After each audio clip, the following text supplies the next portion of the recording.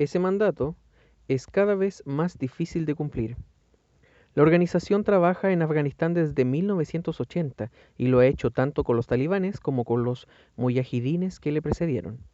Después de los ataques terroristas del 11 de septiembre, su ética de neutralidad política ha entrado en conflicto con la de la guerra global contra el terror de Estados Unidos, lanzada bajo la máxima de que estás con ellos y sus aliados o con los terroristas. Los afganos han sentido de manera especial el hecho de que, como dice el derecho internacional, los insurgentes en los hospitales de Médicos Sin Fronteras gozan de protección. En 2004, 4 trabajadores de Médicos Sin Fronteras fueron asesinados. Nunca se resolvió. Un portavoz talibán reivindicó el hecho y acusó a la organización de trabajar para Estados Unidos. Pero según Médicos Sin Fronteras, las autoridades afganas les presentaron pruebas creíbles de que los responsables fueron sus hombres. No se siguió medida alguna contra ellos y la organización abandonó el país. Cuando Médicos Sin Fronteras regresó a Afganistán en 2009, siguió el ejemplo de la Cruz Roja y negoció con los talibanes el acceso al terreno. Tanto el gobierno de Estados Unidos como el de Afganistán aceptaron. Necesitaban ayuda de organizaciones humanitarias para un conflicto que empeoraba. El trato inicial con los afganos, la OTAN y Estados Unidos era que reabriríamos la misión con la condición de que todos aceptaran que hablaríamos con todos, recuerda Molinier. Pero navegar por entre las demandas de bandos beligerantes en una guerra sin reglas implicaba riesgos. En su celo por ayudar a los afganos atrapados detrás de las líneas de los talibanes, Médicos Sin Fronteras asumió que su relación con el gobierno afgano empeorara. Uno de sus planes más ambiciosos pasaba por abrir un hospital en la zona norte de la provincia de Helmand, controlada por los talibanes y donde había una pista de aterrizaje a través de la cual podían llegar trabajadores extranjeros y suministros. Pensé que la idea era una locura, dijo el año pasado un militar occidental que supo del plan entonces. El gobierno afgano se habría opuesto con fuerza. En 2011, Médicos Sin Fronteras abrió su hospital de Kunduz. Eligieron el lugar porque creían, y no estaban muy equivocados, que el pasado violento de la zona presagiaba un futuro violento. Algunos miembros del gobierno afgano y de sus fuerzas de seguridad no respetaban la neutralidad de la organización y se quejaban porque trataban a talibanes heridos. Cuando fui a Kunduz en noviembre, su ira era evidente, pese a la destrucción reciente del hospital. Les dan medicinas, transporte y curan a sus heridos, me dijo el comandante de la Fuerza de Reacción Rápida, GART. Su existencia es un problema para nosotros. Y aunque el hospital trataba a muchos más combatientes del gobierno, había rumores de que Médicos Sin Fronteras les hacía amputaciones innecesarias, según me contó Fausia Yaftali, miembro del Consejo Provincial. La percepción generalizada era que apoyaban a los talibanes. El 1 de julio sucedió algo que, en retrospectiva, debió ser visto como una llamada de atención para todas las partes implicadas. Un equipo de policías afganos de unidades de élite formados por fuerzas especiales de Estados Unidos y la OTAN, los batallones 222 y 333, que luego formarían parte de las tropas desplegadas en Kunduz junto con los Boinas Verdes, habían llegado a la provincia siguiendo a un objetivo de gran valor, un comandante llamado Abu Huzaifa. Después de atacarlo desde el aire, creyeron que había resultado herido y había sido internado en el Hospital de Médicos Sin Fronteras.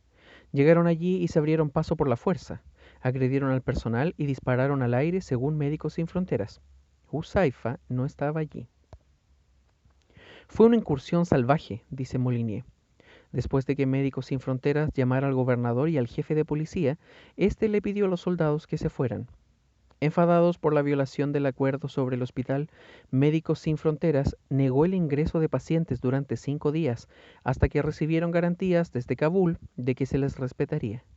Huzaifa sería asesinado 7 semanas después por un dron de Estados Unidos, según un comandante de las Fuerzas Especiales afganas, pero el asalto al hospital generó malestar entre las fuerzas de seguridad desplegadas allí. Gard me dijo, lo escondieron. No ofreció ninguna prueba. Sus hombres habían ido con los comandos al hospital. La gente que trabaja allí, todos, son unos traidores. El miércoles 30 de septiembre, un día después de que fracasara el ataque talibán contra el aeropuerto, Hutchinson comenzó a planear la toma de la ciudad.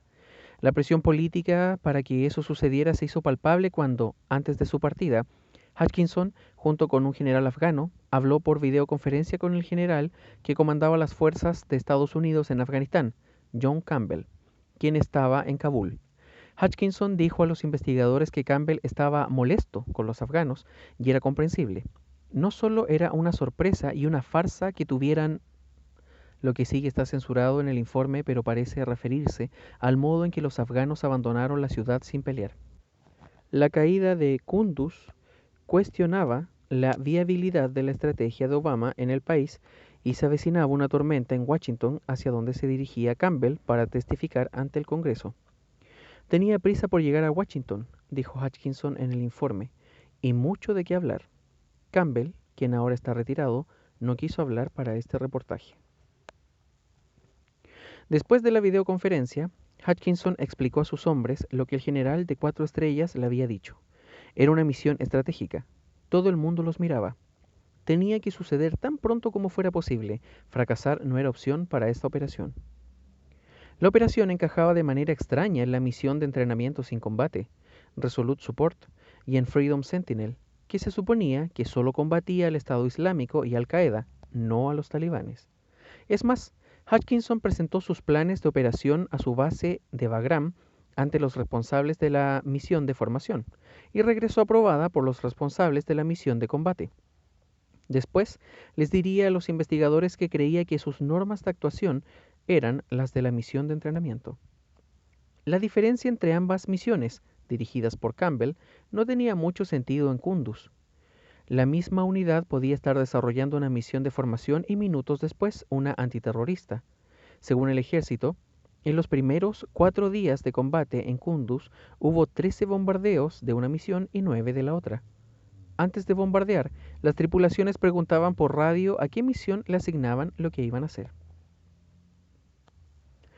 El plan que presentó Hutchinson se llamaba Patrulla de Limpieza de Kunduz y era una misión arriesgada en el interior de la ciudad. Sus hombres, junto a los afganos, tomarían el recinto de la policía y la oficina del gobernador y establecerían un puesto avanzado. Después admitiría que subestimó la cantidad de talibanes en la ciudad al definirlos como un pequeño grupo de individuos motivados. Los boinas verdes tenían pensado estar allí un día, tiempo suficiente para que los afganos en el aeropuerto ingresaran a la ciudad y tuvieran tiempo de regresar. Pensé que no sería muy complicado para los afganos y regresarían todos, escribió en el informe. Todos estuvimos de acuerdo en que tenía que ser rápido y la única gente dispuesta a ir era gente que no conocía la ciudad. La noche de ese mismo miércoles, a eso de las 22:30, según el informe, los boinas verdes, acompañados por policías y comandos militares y por la Fuerza de Reacción Rápida de GARD, salieron del aeropuerto en un convoy de vehículos blindados y se adentraron peleando en la ciudad. Primero liberaron el recinto en el que estaba la base de GARD, que los insurgentes habían tomado el día anterior. Los talibanes les tendieron varias emboscadas y pidieron apoyo aéreo del AC-130 que sobrevolaba la ciudad. Mató a docenas de talibanes. Cuando entraron en el lugar activaron una bomba trampa, pero nadie resultó herido. Los afganos y los americanos pusieron vigías en los muros y montaron su base dentro. Un Humvee con un mapa a escala de Kunduz sobre el capó era el puesto de mando de las fuerzas especiales. La ciudad era un enjambre de insurgentes. Al salir el sol comenzó el ataque. Con la esperanza de superar a los defensores del recinto policial, los talibanes lanzaron un ataque tras otro desde los edificios adyacentes, a veces acercándose tanto a los boinas verdes que podían usar granadas. Mientras lanzaban cohetes y fuego de ametralladora sobre los muros del recinto, las fuerzas especiales pidieron 6 veces que los F-16 atacaran. La amenaza estaba tan cerca que se arriesgaban a sufrir fuego amigo. Pero los rebeldes seguían llegando. He estado en muchos combates, escribiría más tarde uno de los boinas verdes, pero este fue de un nivel totalmente diferente en comparación con cualquiera que hayan visto los hombres expertos de cualquiera de los despliegues en los que he participado, sobre todo por su duración. Es un milagro que nadie muriera o resultara herido. Se suponía que al día siguiente llegarían 500 afganos desde el aeropuerto para tomar el relevo. Nunca sucedió. Cuando unos cuantos policías y soldados lograron llegar, dijeron que si los estadounidenses se iban, ellos abandonarían la posición. Era evidente para Hutchinson y sus hombres que la misión, planeada para 24 horas, duraría más. Al enviar a las fuerzas especiales a una posición aislada dentro de una ciudad bajo control talibán, el ejército de Estados Unidos permitía que el gobierno afgano se apuntara a una victoria propagandística que necesitaba. El 1 de octubre, cuando los afganos y los boinas verdes luchaban por salvar la vida en el recinto policial, el presidente Ashraf Ghani ofreció una rueda de prensa en Kabul para declarar que la ciudad de Kunduz había sido liberada. Gracias a Dios, sin bajas, dijo. En realidad, la batalla por el control de la ciudad duraría 2 semanas más y en ella morirían 38 soldados y policías afganos. El hecho de que las fuerzas especiales estuvieran rodeadas por los talibanes significaba que un uso poco escrupuloso de la fuerza aérea se justificaba como legítima defensa. El ejército fue incluso más allá y aplicó una categoría, personas designadas como de especial importancia, para considerar la defensa temporal de ciertas unidades afganas como parte de su propia defensa, la defensa propia de otros. Después, los investigadores llegarían a la conclusión de que Hutchinson había usado de manera incorrecta las reglas para lanzar ataques preofensiva. Era quizás su respuesta a la confusión en la que se veía envuelto por tener que combatir durante una misión que no se suponía de combate. ¿Esperaban que los comandos fueran neutralizados o sufrieran bajas antes de golpear a los insurgentes a los que les habían enviado a combatir? No puedo esperar que suceda eso, dijo con relación al ataque contra la base de inteligencia de los talibanes. No puedo pretender que se sienten en la carretera a morir. Las fuerzas especiales, esgrimiendo su autorización y la orden de tomar la ciudad, pidieron apoyo aéreo de los afganos, quienes, aprovechando el equipamiento de visión nocturna, se colocaron alrededor del recinto policial para tomar posiciones en la ciudad durante la noche. La presión era fuerte, dijo Yaftali, el comandante afgano. Donde había un combate fuerte, le pedíamos a los estadounidenses que golpearan ahí. En una ciudad donde el resto de las instituciones ya habían sido abandonadas, el Hospital de Médicos Sin Fronteras era un destello de vida para los habitantes de Kunduz. El doctor Esmatullah Esmat había trabajado como cirujano en Afganistán durante 8 años, pero dijo que nunca había visto algo así. Cuando veía a mis pacientes después de las intervenciones y me decían, doctor Esmat, me ha salvado, me sentía reforzado. Nunca sentimos el cansancio. De hombros encorvados, robusto y con sonrisa tímida, Esmat y el resto de los cirujanos trabajaba en turnos de 12 horas. En 5 días recibiría 376 pacientes en la sala de emergencias, más de una cuarta parte mujeres y niños. Esmat tuvo que amputarle una pierna a una niña de 3 años. Tengo una hija de la misma edad, dijo.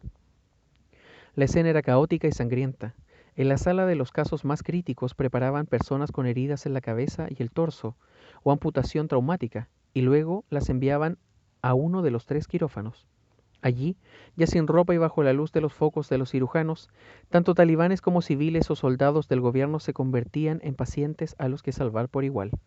Esmat y sus colegas hicieron 138 operaciones esos días, un tercio de ellas laparotomías, en las que se abre el abdomen y los órganos se apilan sobre el pecho para que el equipo médico pueda trabajar dentro del cuerpo en una cuidadosa búsqueda de laceraciones para sutura. A medida que las salas se llenaban de gente, el personal colocaba colchones entre las camas y en los pasillos para conseguir que en vez de 90 pacientes cupieran 130. Eso provocó imágenes grotescas, extrañas, como la del combatiente talibán en uniforme de camuflaje llorando desconsoladamente y acariciando la cabeza de su amigo, muerto y dentro de una bolsa de plástico. Era desesperanzador, dijo Faizullah Alokosai, archivero del hospital. Vi muchos niños muertos. Aunque el Hospital de Médicos Sin Fronteras estaba lleno de combatientes, pacientes o acompañantes, porque cada paciente podía estar acompañado por una persona, el personal y los civiles presentes dijeron que los insurgentes respetaban las reglas, dejaban sus armas fuera o las metían en los armarios que había a la entrada. Un empleado recuerda ver a un combatiente dejar su arma pero olvidarse de los cargadores que llevaba encima. Cuando se le acercó, nervioso, para recordárselo, el combatiente se disculpó y los entregó. Respetábamos el hospital porque le servía a la gente, dijo Shahid, el comandante talibán. Yo mismo entré allí cuando hirieron a uno de mis hombres y antes de entrar dejamos las armas afuera.